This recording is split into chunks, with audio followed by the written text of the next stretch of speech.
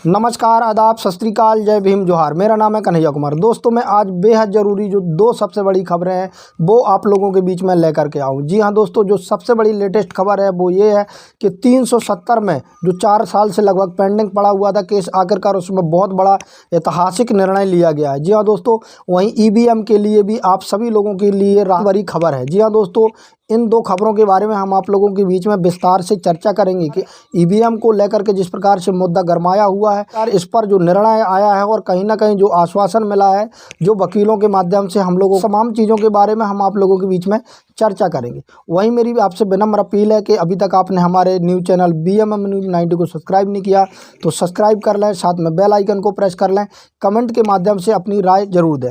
जी हाँ दोस्तों, जैसा कि आपने देखा होगा कि लगभग 5 राज्यों के विधानसभा चुनावों के बाद जो सबसे ज़्यादा गहमा गहमी रही है वो ईवीएम को लेकर के रही है। जी हाँ दोस्तों, आपने देखा होगा कई प्रकार से लोग आरोप लगा रहे हैं कि जो पॉलिटिकल पार्टियां हैं, खासकर जो बीजेपी पार्टी पर आरोप लगते हैं ईवीएम पर गड़बड़ी का करके कहीं ना कहीं बीजेपी पार्टी जीतने का काम करती है। दोस्तों, आपने देखा होगा कि तमाम पार्टियों ने ईवीएम को लेकर के इतराज़ जताया। वहीं आपने देखा होगा कि कई जगह से ईवीएम की गड़बड़ियां होने के मामले जो सामने आए थे, वहीं 1000 कंप्लेंट है वो कहीं इलेक्शन कमीशन के पोर्टल में भी रजिस्टर्ड हैं। जी हाँ दोस्तों, ये सबसे बड़ी खबर है। वहीं एडवोकेटों के माध्यम से जो हमें पता चला है कि आखिरकार ये पता चलते ही जब सुप्रीम कोर्ट के बड़े वकील आखिरकार CGI के घर गए तो वहाँ उन्होंने CGI साहब ने आश्वासन देते हुए कहा कि इस पर सुनवाई होना चाहिए और हम इसको बारीकी से देखेंगे और इस पर सुनवाई करेंगे। जी हाँ दोस्तों, ये सबसे बड़ी राहत की खबर है। जो सुप्रीम कोर्ट के वकील थे उन्होंने जो सबसे बड़ा सवाल करते हुए कहा कि जो 15,000 जो कंप्लेंट आई है इलेक्शन कमीशन के पास, सरकार वो बगैर उस पर सुनवाई किए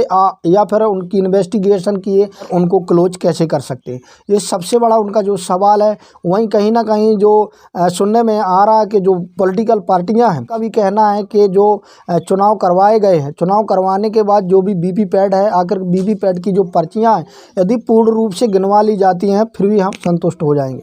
जी हाँ दोस्तों, वहीं लोगों का कहना है कि ईवीएम से बंद होना चाहिए, बैलेट पेपर से चुनाव होना चाहिए। लेकिन दोस्तों, जो सबसे बड़ी बात यह है कि आखिरकार जिस प्रकार से वकीलों ने आश्वासन दिया है कि इसमें बहुत बड़ा फैसला आ सकता है।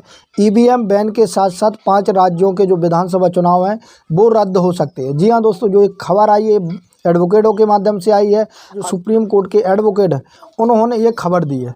जी हाँ दोस्तों, कहीं ना कहीं जो लगातार ईवीएम का विरोध कर रहे हैं और लोगों के अंदर जो गुस्सा है ईवीएम को लेकर के, उनके लिए राहत की सबसे बड़ी बात। दूसरी खबर की बात करें हम 370 की, तो से आपने देखा होगा कि लगभग 2019 में 370 की धारा है जो हटाई गई थी, वो कहीं ना कहीं लगातार जम्मू कश्मीर की ये मांग थी कि हमको विशेष राज्य का दर्जा दिया जाए। कहने का मतलब पूर्ण राज्य का दर्जा दिया जाए। जी हाँ दोस्तों, 70 की धारा हटने के बाद जो जम्मू कश्मीर था वो ये केंद्र शासित प्रदेश बन गया था। लगातार कहीं ना कहीं वहाँ से जो पिटीशन लगभग 23 पिटीशन ऐसी डाली गई थी कि जो जम्मू कश्मीर है उसे विशेष राज्य का दर्जा मिलना चाहिए, वो इंडिपेंडेंट होना चाहिए। वहीं दोस्तों, आज सबसे बड़ा फैसला आया उस चीज़ को बरकरार रखते हुए सुप्रीम कोर्ट ने कहा है जिस प्रकार से जम्मू कश्मीर की मांग थी आखिरकार उस चीज़ को पूरा होना चाहिए, उनको विशेष राज्य का दर्जा यानी पूर्ण राज्य का दर्जा मिलना चाहिए। ये सबसे बड़ी बात है और सबसे बड़ा ऐतिहासिक फैसला कहा जा रहा है। दोस्तों, सुप्रीम कोर्ट ने एक जो सबसे बड़ी बात कही है वो ये कही है